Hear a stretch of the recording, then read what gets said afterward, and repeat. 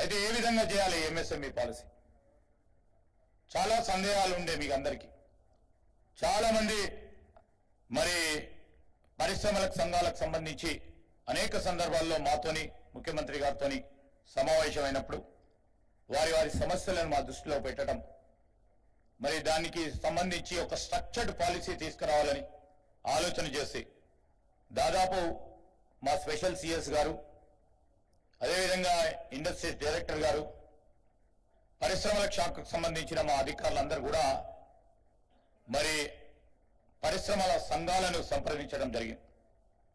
విస్తృతంగా వారితోని సంప్రదింపులు జరిపి పాలసీ రూపకల్పన చేయడానికి, అదేవిధంగా ప్రభుత్వ విభాగాలు, పరిశోధన సంస్థలు, స్టేక్ హోల్డర్స్ సంబంధించిన అనేక మందితోని చాలా సందర్భాల్లో వారితో కూడా సమావేశమై వారి నుంచి వచ్చిన దాదాపు 115 నుంచి 120 సూచనలు, వారి నుంచి వచ్చిన సూచనలు కూడా పరిగణలోకి తీసుకొని కొత్త పాలసీని మరి మనం ఆవిష్కరణ చేసుకోవాలని, సో ఒక సానుకూలమైన ఒక వెరీ స్ట్రాంగ్ అండ్ రోబస్ట్ వాతావరణం క్రియేట్ చేయాలని ఈ పాలసీ ప్రధానమైన ఉద్దేశం.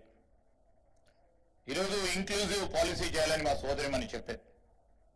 ఎస్సీ కానీ ఎస్టీ కానీ మహిళల పారిశ్రామికవేత్తలతో సహా అందరికీ కూడా సమ్మిళితంగా శ్రేయస్సు జరగాలనే ఆలోచన భాగమే ఈనాటి పాలసీ విధానం. అదేవిధంగా ఇంతకుముందు సాయి ప్రసాద్ గారు చెప్పారు. I really give due క్రెడెన్స్ to mister Sai Prasad గారు, because he is the forefront, he is in the forefront of sharing the movement to bring in the industries to the tier 2, tier 3 cities. Although he hails from a multinational company and he hails from Hyderabad, his vision towards and especially the focus towards tier 2, tier 3 and the rural economy should be redefined now. Hyderabad వరకే పరిమితం కాకుండా మా ప్రభుత్వ ఉద్దేశం, మా ముఖ్యమంత్రి గారు, మా ఉప ముఖ్యమంత్రి గారు, మా సహచరులు, మా ప్రభుత్వానికి సంబంధించిన పెద్దలందరి ఉద్దేశం హైదరాబాద్తో పాటు ఇతర జిల్లాలు కూడా సమాన స్థాయిలో అభివృద్ధి చెందాలనే ఒక ఆలోచన భాగమే ఈ ఎంఎస్ఎంఈ పాలసీ. మేము ఈరోజు చెప్తా ఉన్నాం, మైక్రో యూనిట్లు కానీ చిన్న మరియు మధ్యతర సంబంధించి వాటిలో ఆర్థిక క్రమశిక్షణ పెంచేలా శిక్షణ ఇవ్వడం కూడా దీంట్లో పాలసీలో భాగం. ప్రధానంగా ఉపాధి అవకాశాలే కానీ సాంకేతిక పరిజ్ఞానం ఆధునీకరణ. దీనిలో చెప్పాలంటే మేము ఒకటి చెప్తా ఉన్నాం, మీరు అందరు కూడా చూశారు. 65 ఐటీఐలు ఉన్నాయి మన రాష్ట్రంలో, ఇండస్ట్రియల్ ట్రైనింగ్ ఇన్స్టిట్యూట్. ఈ ఇండస్ట్రియల్ ట్రైనింగ్ ఇన్స్టిట్యూట్లో గ్రాడ్యుయేట్ అయిన మన పిల్లలు షాప్ ఫ్లోర్ మేనేజ్మెంట్కు సంబంధించి షాప్ ఫ్లోర్లో వారికి అవకాశం ఉంటుంది. ఈరోజు పెరుగుతూ ఉన్న టెక్నాలజీ, ఆ టెక్నాలజీ ఉపయోగించుకొని పెద్ద పరిశ్రమలు కానీ,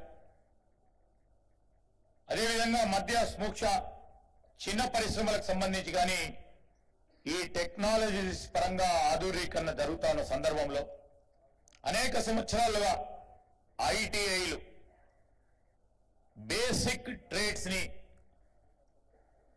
ఈరోజు వారి వారి ఐటీఎస్ లో బోధన చేస్తా ఉన్న సందర్భాన్ని వారికి అప్గ్రేడేషన్ చేయాలనే ఆలోచన దృక్పథంతో మరి టాటా వారి సహకారంతో ముఖ్యమంత్రి గారు మరి ప్రభుత్వానికి సంబంధించి ఈ ఐటీ అన్నిటిని కూడా ఆధునీకరణ చేయాలి, మోడర్నైజ్ చేయాలి. టెక్నాలజికల్ గా మరి ప్రపంచ డిమాండ్కి అనుగుణంగా వీరందరూ కూడా గ్రాడ్యుయేట్స్ కావాలని, అడ్వాన్స్ టెక్నాలజీ సెంటర్స్ ని చేయాలని దాదాపు 2400 కోట్ల రూపాయలు ఈ రోజు వెచ్చిస్తా ఉన్నాం. 2400 కోట్ల రూపాయల భాగంలో ఈ రోజు రేపు ఆ ఐటీఐలు ప్రొడ్యూస్ చేసే గ్రాడ్యుయేట్స్ ప్రపంచ స్థాయి ఆశించిన విధంగా ఆ స్కిల్ సెట్స్ ని వారు పొందే విధంగా రేపు ఈ అడ్వాన్స్ టెక్నాలజీ సెంటర్స్ మనము మానవ వనరులను ఆ స్కిల్ సెట్స్ తో ఇవ్వబోతా ఉన్నాం. ఆ తరుణంలో మీకు అందరికీ కూడా ఉపయోగపడే విధంగా ఈరోజు ఐటీఎస్ కానీ రేపు రాబోయే కాలంలో పాలిటెక్నిక్స్ విషయంలో కూడా ఆ విధమైన ఆలోచన చేయాలని ప్రభుత్వం ఒక పరంగా ఆలోచన చేస్తూ ఇంకో మెట్టు కూడా 2 రోజుల 3 రోజుల తర్వాత గౌరవ ముఖ్యమంత్రి గారి చేతుల మీదుగా బ్యాంకింగ్, ఫైనాన్స్, ఇన్సూరెన్స్ సెక్టర్కి సంబంధించి ఒక స్కిల్ ట్రైనింగ్ ప్రోగ్రామ్ ని కూడా ఆవిష్కరణ చేయబోతా ఉన్నారు. ఏ రాష్ట్రంలో లేని ఒక ఆలోచన చేసి ముందుకు తీసుకెళ్లే కార్యక్రమాన్ని చేయబోతా ఉన్నాం.